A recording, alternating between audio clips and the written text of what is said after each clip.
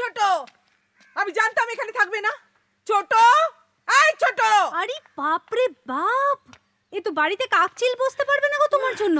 আচ্ছা ছোট, তুই জানিস যে আমি হাই প্রেশারের রোগী? হ্যাঁ, আর সকলে জানে যে এই গরমের মধ্যে এলে আমার প্রেশারটা বেড়ে যায়। তবুও তোরা কি, তবুও তুমি প্রেশারটা আমার উপর দিয়ে দেবে, তাই তো? দেখো দিদি, দেখো, এটা করতে না অনেক টাকা পয়সা লেগেছে, তার কি কোনো দাম নেই? আচ্ছা, আমার অসুখের সঙ্গে তো নখের তুলনা করছিস ছোট। আমি তো আচ্ছা, আমি বলি কি তোমরা ঝগড়া করো না। ঝগড়া করো না, আমি রান্না করে দিচ্ছি। কি রান্না করতে হবে আমাকে বলো দেখি, কি করতে হবে এখানে? কি আছে তোমাদের? তুমি রান্না করবে? হ্যাঁ গো, আমাদের গায়ে তো আমি সকল অনুষ্ঠান বাড়িতে রান্না করতে, আমি সব রান্না করতে পারি। ঠিক আছে ভাই, কিন্তু তোমার ওই গেঁয়ো রান্না কি আমরা খেতে পারবো? তোমরা একদম চিন্তা করো না গো, আমাদের গায়ে ওই সমবায় সমিতি হয় না, ওখানকার দিদিরা আমাদের সব শিখিয়েছে। ওই রোল, চাউমিন, মোমো, তারপর ওটাকে কি বলে, কাবাব, আমি সব বানাতে পারি গো। তোমরা বলো না কি করতে হবে, আমি সব করে দিচ্ছি। কিন্তু বাজারটা কে করে দেবে? এই বাজারটা না ভাই একটা বড় সমস্যা। আর বলছি যে আমার ও তো মানে আলসার, তার কোনো আনসার পাওয়া যায়নি, শুয়ে আছে। দাদা কই? তো দাদা গেছে বাচ্চাগুলোকে নিয়ে খাওয়াতে, নিজের নখ বড় করে নিয়ে বসে থাক। এই শোনো, তুমি নখ ছাড়া সবাই কিরকম খোটা কি করে বলো তো? এই তুই চুপ করবি? পুটে কোথায়? সেটা আমি খুঁটে বার করতে পারবো না। আচ্ছা আচ্ছা, বলছি যে আমি বরং ওনাকে বলছি বাজার করে দিতে। হ্যাঁ বলো। তোমরা বলে দিও কি কি আনতে হবে, আমি ওনাকে বলে দিচ্ছি। কই গো, কোথায় গেলে? শুনছো? শোনো না। ওগো দিদি, এটাকে কি বলে বলো তো?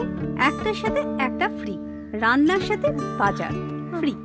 হ্যাঁ রে ছোট, এত সুখ আমাদের কপালে সই ভেতরে। একে তো ফাগুন মাস, দারুণে সময়, লেগেছে ভীষণ চোট, কি জানি কি হয়। আমার মতো একজন সভ্যত্যাগী ব্রহ্মচারীর কাছে কি চাই বিমল? বলছি ভবতোষ, মানে একটা প্রস্তাব, আমি আমার অংশটা তোমাকে লিখে দিতে রাজি আছি ওই প্রমোটিং এর জন্য, কিন্তু আমার টাকাটা না আজই চাই। মানে আমার না টাকার খুব প্রয়োজন।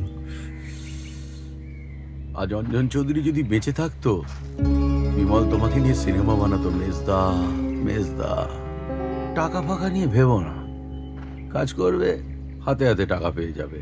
কথা হলো, অন্যরা কি বলছে?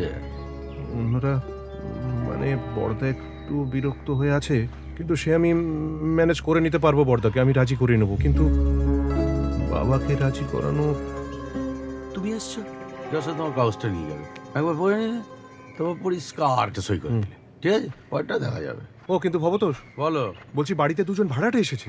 হ্যাঁ, ভাড়াটে কোথায় গেল? কারা ওরা? ঘুরিয়া কিরকম? রুলিং পার্টির অপোনেন্ট? এই সাবাস। সে তো কিছু জানি না। যাও না, কিন্তু আমাকে তো জানতে হবে।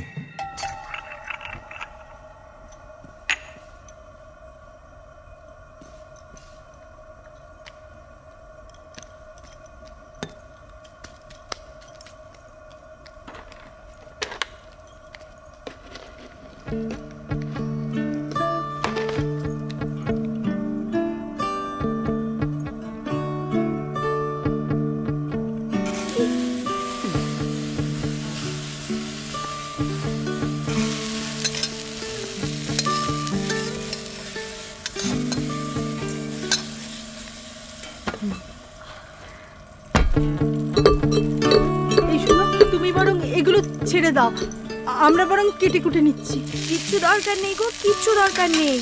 এই তো মাত্র এই কয়েকজনের রান্না, আমি সব করে নিতে পারবো। তোমরা সবাইকে খেতে বসতে বলো। যাও যাও যাও যাও, দেখি সব আমি করে নিতে পারবো। যাও মা, যাও যাও। হ্যাঁ বলছি, পিসি সরকার দেখেছিলাম, এরা মাসি সরকার এই প্রথম। আসি ভাই, চলো, দাঁড়িয়েছো কেন? চল।